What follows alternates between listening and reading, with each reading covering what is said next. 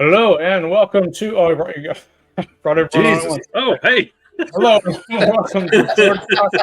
I usually bring them on a little later, but I just brought them all on accident. Whoops. So if you're new to the channel, our Sword Talk is basically a vlog or podcast where we talk everything swords, and we are all sword makers, and we hope to bring slightly different points of view to sword videos and stuff because we're makers. So hopefully you enjoy us and whatever topics we have. So today we have a couple of topics we're going to talk about. But real quick, just for quick introductions, my name is Chris. You can find me at Sterling Armory on Facebook and Instagram. What am I missing? I don't know. SterlingArmory.com. It is the website is still not done. It's there. It's up because we didn't have it up for a long time, but it's there now. But yeah, most of our traffic is still through Facebook. So reach out to us. And if you're here on YouTube, comment below if you want to add to the conversation. I'm Josh Warbear. You can find me on Instagram at warbear_armory, or you can find me on Facebook at Joshua Von Warbear. I think I have a website that's darkarcherdesign.com. Yeah. I found the other day. I think it's still up. I think. I'm going to go look for it right now. Check out my website. Look how young I used to be. And, Dark Archer none of it's Design? current. Yeah, darkarcherdesign.com. If it's still there. Yeah, that'd be fun. I've had it for seriously 20 years or so. Huh. I don't have a website. It's an older one, so it's got categories. I've got costume gallery, art gallery, leather gallery. If you're directing us to your MySpace, man. Yeah, I'm kind of curious what I'm about to find. You don't want to go to my MySpace. It is just the most sad, emo bullshit you've ever seen. I'm Colton. Sorry. You can find me Copperthorn Customs, Facebook, TikTok, Instagram, all the things. I don't have a website though, nor do I have a MySpace. I do somewhere. You're too young to have a MySpace. Okay, I had one. It's probably out in the abyss somewhere. I caught the tail end of that. It's all a musical website now, or something with music. I have no idea. Yeah, I logged in the other day just for shits and giggles and found photos of me in my 20s. It's bad. It's stupid. I think there's poetry on there where I'm like, oh, love hurts like needles in a frog's heart. Yeah, it's stupid. I'm glad I got old. So, on that note, before we dive into today's sword topic, we usually go through what we're drinking. And, what are we drinking? So apparently something already. Yeah. So this is one of the meads we made. This is blueberry that we did back a couple months ago. It's quite good. So I figured this is one I can drink before you guys come next. So we have a bunch saved for Sarasota. So and I got fancy this doesn't mean Sterling Armory, sadly, but when I saw this, I was like, wait a minute. I was thinking about getting some Sterling Armory logo cups made for us for Sword Talk, if you guys want. And audience, if you're listening, if you guys would want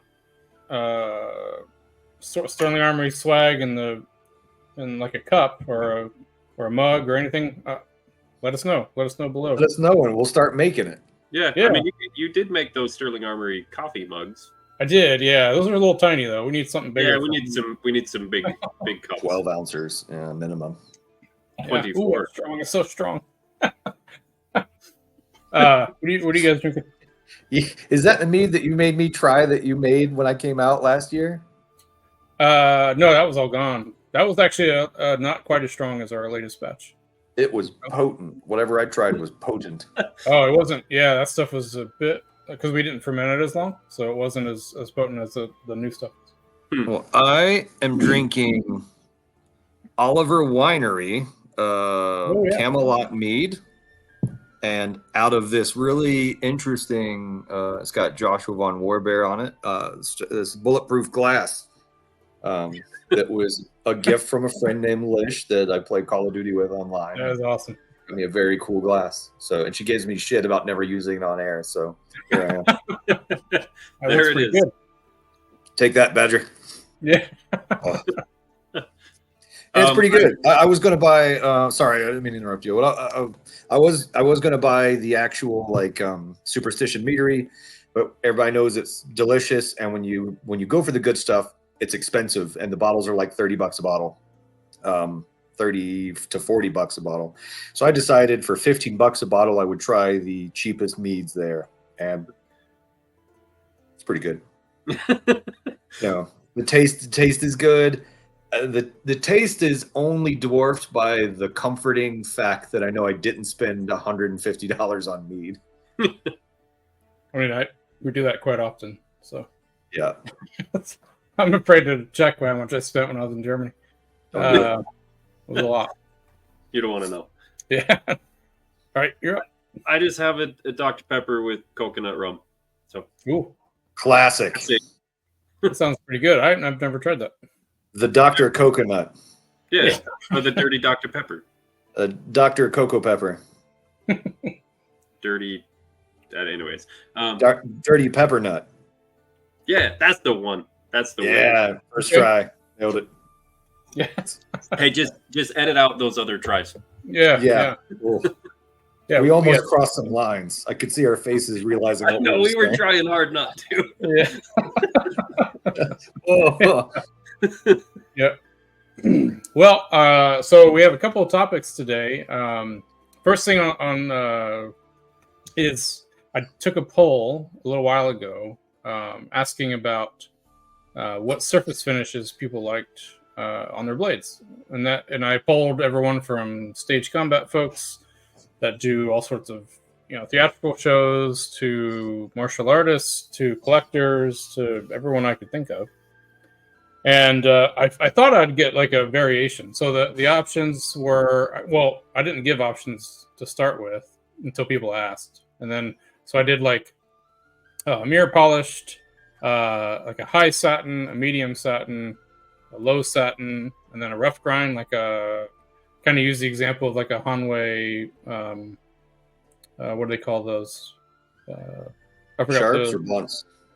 Either one. They have that same really rough finish. Yeah. Practical blades. There you go. The Hanwei practical blades. Right. That sort of rough grind finish. And surprisingly, everybody, no matter what background, all had the same answer. So I don't think anybody had a different answer. Everyone. Well, I guess you guys want to guess what it is first. It's satin. It's satin. Which satin? Medium satin. It's not mirror, I'll tell you that right now. No, not mirror. You grow out of that when you're 12 years old and you find out there's other things than flea market swords out there. So it was actually the high satin. It was the satin. So a lot of people said satin like Albion does it. I was like, well, that's the higher version of satin. Very fine course. So that for us, that would be the gray scrubby finish. Yeah. So I prefer, which is funny because I prefer the medium, the lower. So I like the green scrubby finish. But I'm gonna guess I'm gonna change to do the gray. I guess that's what everyone was preferring. Although I did notice the last time I got my belts for the scrubby wheels, I did use the gray more than the green or the blue that it is for the belts. Yeah. I use the gray quite a bit. Yeah, so gray scrubbies. I mean, that works for us. So the answers were different though for like guards and pommels. That's just the blade. Sure. The other thing that was very different is if blades had fullers, people did prefer mirror polished fullers, which that is how Hanwei does it. So I'm wondering if that's where it's coming from. Yeah, you mirror polished fuller and mirror polished fuller with a medium or fine satin blade. Yep. Okay. Disgusting. I would not do that. So, but that was probably the preference led that direction. It wasn't a strong lean that way, but that was a little bit of a lean that way. Okay. So yeah, I figured we see a bit more kind of all over the place because companies, especially popular companies, have finishes all over the place. So, but nobody was like, I like a 34 grit finish. I had one person who said that. Really? Not 34 grit, but it was like, yeah, I like that 80 grit finish. And I was like, do you know what that is? So, yeah. Rough grind. I don't think they knew what it was. And then they said, Yeah, yeah, like alligator. I was rocks. like, that is not an 80 grit finish. So, yeah. So yeah, surface finish. It was surprising to me. I will say that does not apply. That's just Western martial arts, right? Sure. If you were to pull like a Japanese sword art, you would get a very different answer, I think, because they definitely prefer. It's not. I wouldn't call it mirrored, but they have their own stone finish, right? Yeah, pretty high polish. Yeah, very high polish. So caveat this whole, because our sword talk is pretty general, so we're going to caveat that it's a Western European sword blades. However, guards, pommels, those answers were all over the place. So some people preferred mirrored, some people preferred just all sorts of different finishes. So I didn't really get a consistent answer there. Yeah. So if you're watching below, let us know, what do you prefer for your guards and pommels? Because I usually do mine roughly the same finish as the blade, if not a little higher. Yep. So yeah, the only way you'd want a mirror polished blade if you were fighting a Gorgon or a Dracula or Medusa. Yeah. Yeah, Gorgon. Yeah.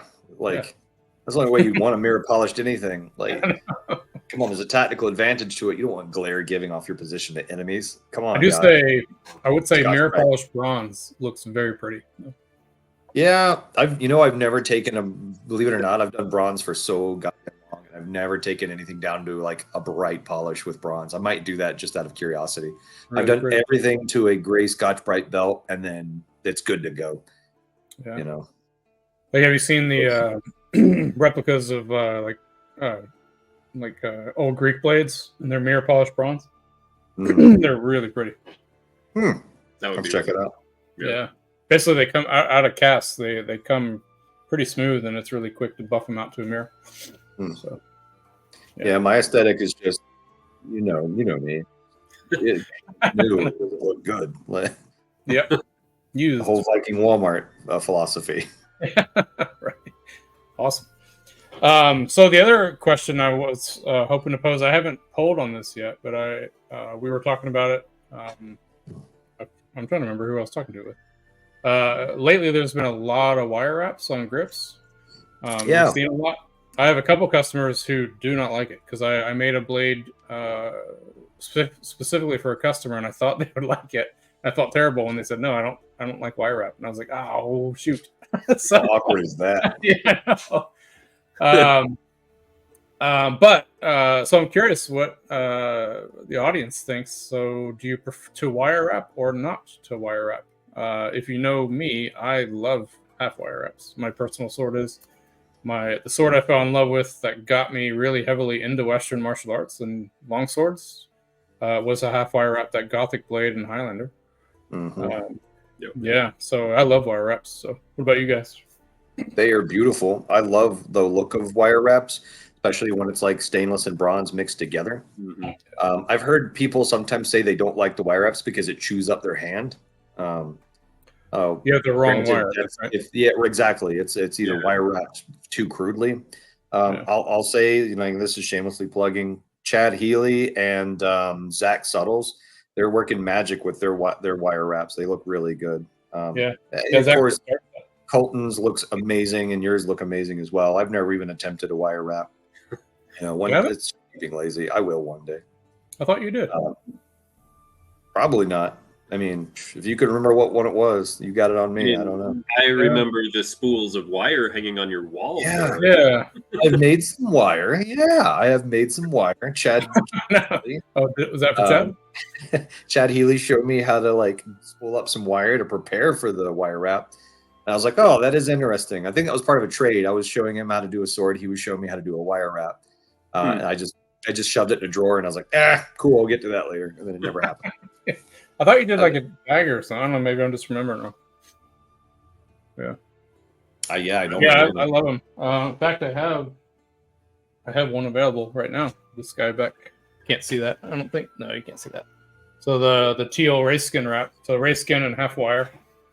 is a great combination. In fact, when I redo my personal blade, which I need to do soon, I'm gonna do that. Yes. Colton, do you love doing wire wraps, or is there anything you hate about doing wire wraps? I love wire wraps. I love doing wire wraps. I definitely need to make a jig for it.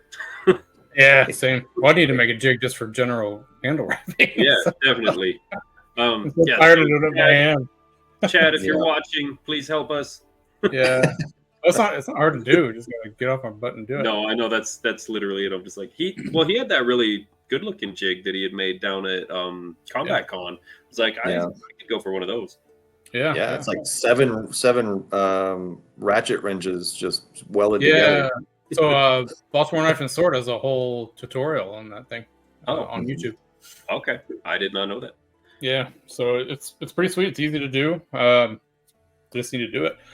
I think that's the first time I ever saw it. Yeah, I've been talking about Baltimore Knife and Sword did the Witcher sword and the Witcher wire wrapping the Witcher sword, and I was like, whoa, that's kind of cool. Yeah. I think the first one. I think the first one I saw is when they're wire wrapping a small sword grip. I think I saw that one. Yeah, that's the jig right there. It's pretty. I didn't know there was like a tutorial on the jig. I think I just remember watching the video at one point. Yeah, well, it's probably more on the grip itself, but they do talk about the jig. And they show probably. So it's really easy to see it. Realistically, it was just on in the background while I was making something, so I don't know anything. Yeah. Mm-hmm. But yeah, let us know below if you're watching what you prefer on wire grips. So yeah. So we got. Oh, sorry. Oh, I was just gonna say, like I've had one in my mind for a while that I'm gonna do the full wire wrap with the center. And it's gonna be very hot, so that's gonna happen at some point. I'm yet to do a full wire wrap. So I have. So usually that's a good segue for me, actually. Historically, I've seen a lot of original pieces, especially medieval time. So 11th century to 13th, 14th, where the arming sword full grip is wire. You don't see that often on longswords. In fact, I think you see a wire full grip on an arming sword like way more often than you even see a half wire on a longsword. So I think it's the most popular wire wrap, I think, at least from what I've seen personally. In fact, when I was at the effigy studying at the Cologne Cathedral, it's clearly a wire wrapped, even though it's an effigy that's carved. They carved in the detail that it's a wire wrapped grip on an arming sword. That was pretty cool.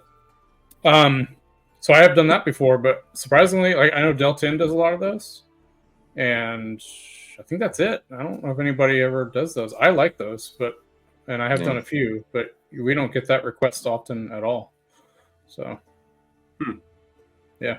So and then the reverse of it with the wire at the forefront, and then the secondary is the leather, is also an interesting combo. And I think I've only seen like one or two of those, and I'm like, I've seen that. I don't know if I've ever seen that historically, though. I have no idea. But yeah, just like out and about, I'm like, yeah, it looks pretty cool.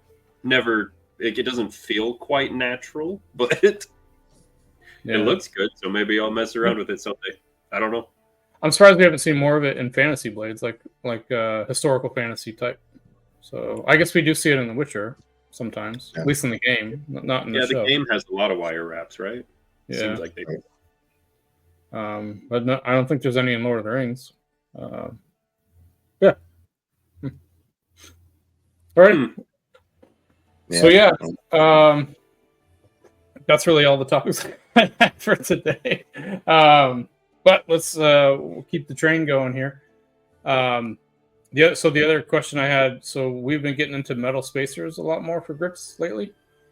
I tried to, I don't want to say I avoided them in the past, but in the past I was not able to make them as well as I do now. So I have been doing more lately because I can make them better now. So my personal blade has them, but I know a lot of people don't like them. So that's another question I had for the general audience. You know, a lot of people say that, well, they're not historical, so they don't like them.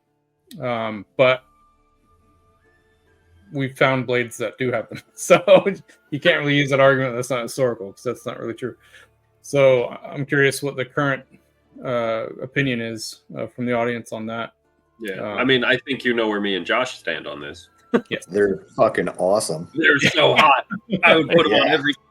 Hell yeah, 100 ferrules up and down the blade, up and down the grip. Yeah, no leather, just all ferrules. Yeah, ferrules. So I think the audience may think that ferrules are easy to do on grips, but they're really not.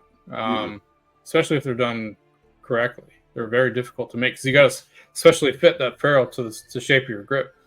And since we're hand making our grips, that grip's not perfect, right? So we have to make the ferrule fit perfectly to an unperfect grip. So if we were machining our grips and we knew exactly the radius and everything, then it would be easy. But that's not how we work. So, and actually, most companies don't work that way either. So if you were to ask, like, probably any of the other sword makers, so Albion doesn't do metal ferrules, right? But they have they do machine their grips.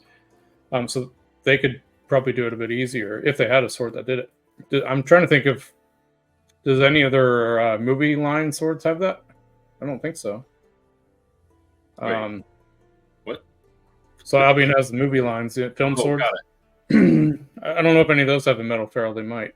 Yeah, I can't think of any. But I know I was talking with Sonny and Zach about that. Right?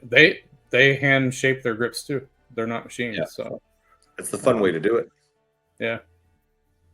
So they have to hand fit their ferrules, and they have a couple models that have them. So I mean, that's a lot of work. Yeah. That easily adds like several $100 to a sword, and you wouldn't think so. Like when I didn't know any better, I wouldn't have thought that add that much to a sword. You're like, it's just a little metal ring, and you're like, so okay. Yeah.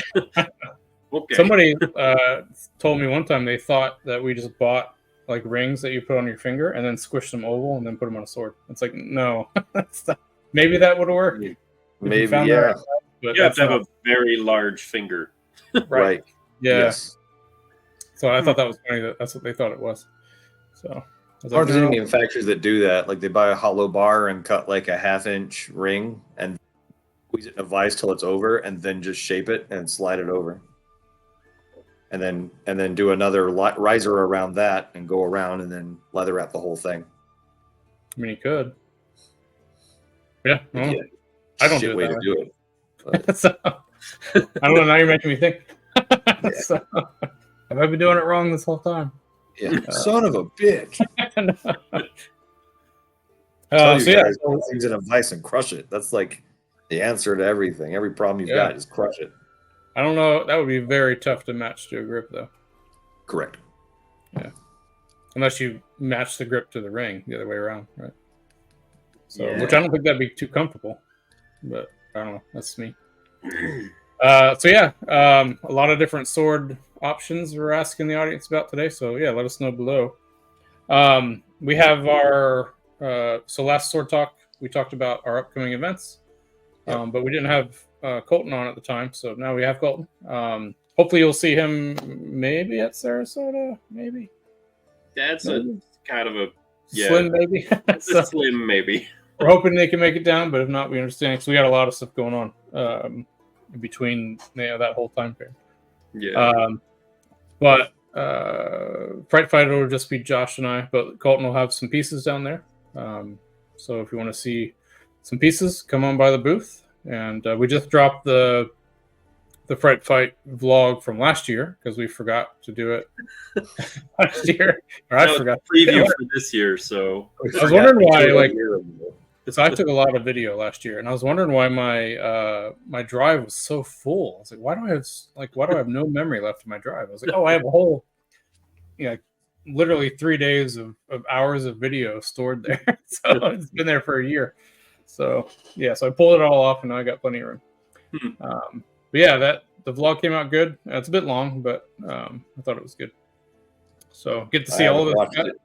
That was Josh's first time cutting in competition, and he got silver right away. So War Bear wins. Yeah, it was good. So we're ready. Well, what else is going on, guys? I don't know. 25 minutes, and I ran out of these new Sword Talk 30-minute segments are rocking the house, man. It's just long enough for people to get engaged and get on with their day. That is a good question. Another question for the audience. Yeah. Do you prefer the 25, 30-minute episodes or the hour-long episodes that we used to do? The hour and 45. Wasn't that Yeah, like one of the ones we did, hour and 45? I'm pretty sure we hit 2 hours and 5 minutes one time. Pretty sure. Jesus Christ. Yeah, sorry. I could have watched the whole Lord of the Ring. No, not really. At least Guys, Harry Potter or something. Yeah, well, the HBO versions, the non-extended. That's when we go long, right? When we're talking about like sword movies and things we like that. Yeah, which we'll do another one of those, I'm sure. Yeah, we got to start revisiting some old topipics because I think some of our opinions may have changed. If our sword talks were like 15, 25 minutes long, I'd start watching them. Oh, yeah, good point. Dude, one more view per, guys. I might even comment in the comment section. Tear some shit up. I don't know. I don't know. We're up to like tens of views still. So, and you were like, oh, what was it you said? You just messaged the group and you were like, I'm going to ask in the comment section to see if they are interested in a live. And I'm like, you're going to get a resounding 3 yeses. Yeah. Oh, yeah. Thanks for a reminder. So, there you go. A while ago, we were talking about doing some live streams, and we just didn't have time. And I think YouTube would not allow us to do lives at that time either because we didn't have enough. We didn't pay our dues. Yeah, we didn't have enough subscribers, but now we do, which is cool. Thank you for subscribing. So now we have enough to do a live. So would anyone be interested in a live? All 3 of you, 2 of you. So if you would be interested in a live, let us know. I don't know when we will do it. Kyle, what you guys want to be live with us? Like the 4 people that are in the comment section and us. Yeah. I don't know. Mom, you're watching. Yeah. We can have all the guests Chris, on. If we do lives, me and Josh are going to be your commenters, right? We're literally going to be the commenters. Yeah. That's the hope. Well, yeah, sound off below. I'm excited to see all. I might not show up for the actual sword talk. I might just be a troll in the comment section. No, we're gonna make some fake accounts of whatever Statler and what's his face from the Muppets. Waldorf and Statler. Yeah. Yeah, there we go. That'll be good. 100%. I think we should open up even further where whoever's in the live can send us a drawing of the sword they want to make the best. That is the worst sword. There you go. And then it's like a prize for the worst possible sword design that we've been sent. But you have to make it. 10 fullers. Minimum. Jewels. There has to be a rhinestone pommel. Yeah. Yep. Dipped in, it's tempered in magma. Yeah. Quenched in snow. I think so apologies for everyone watching because this went south 10 minutes ago. I don't know what you're talking about. This has been fun. This is quality content, Felix. Yep. I will say every episode went south at the 30-minute mark. I would just fast forward. I will say, to keep it somewhat sword related, we have. I have so much footage from Germany in the museums, sword related topics. That's going to be a 4-hour vlog, so I'm trying to figure out if I should do it per day or per individual museum or what. So, I don't know yet, but there'll be a lot of vlog content coming out on that, which will be cool. If you haven't been there, highly recommend. So, yeah, I guess we'll call it there then before we go further south. Yeah, before we hit that 30 minutes. Yeah, I got more things to say about Rings of Power Season 2. Oh, I haven't even started watching it. We can't start it on that right now. We've only got 35 seconds. Yeah. We're going to need more time. I'm going to need more time and a bigger bottle of mead to talk about my feelings. I think that's all you need. Right. Hey, what was our stay sharp? What's our outro? Oh, yeah. Well, we got a couple. Stay sharp, right? Oh, okay. Yeah, there you go. Click the button. Wash your clothes. 9 seconds left. Yeah. Oh, any other swag you want us to bring to Fright Fight or any other thing, let us know too.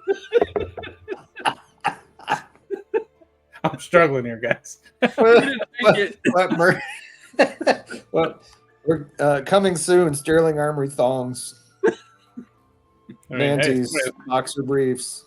Somebody will want one. Are you gonna? Oh, we should definitely do cod pieces. Those are all the rage. You have to compete in them with your kilt, and your kilt you have to do at least one pirouette so it flies up. That's going to be a Florida-based tournament right there. I tell you that right now. I'm 100% in.